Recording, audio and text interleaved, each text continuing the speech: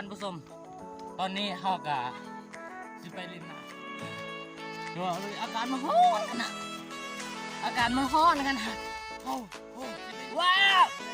โอ้ยท่านผู้ชมว้าวว้าวนี่คือปลาว้าวนี่คือปลาเลยปลา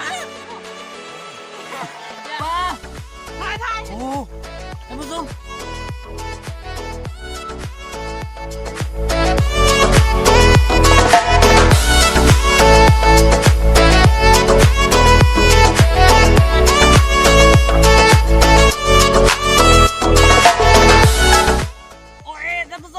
ตอนนี้เขากอดอ่างน้ำแล้วตอนนี้เขากำลังสิลงมาลงดีกว่ายันหนาว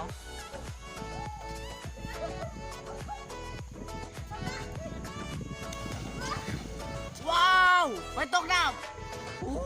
ท่านผู้ชมโคตรคักเลยระวังท่านผู้ชมนี่คือสารวันนะครับท่านผู้ชมที่นี่ที่สารวันโอ้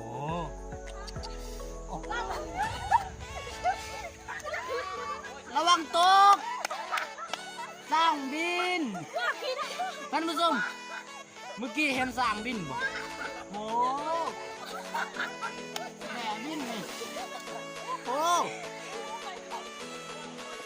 แหมเย็นอยู่วะ โอ้ทางเว้ย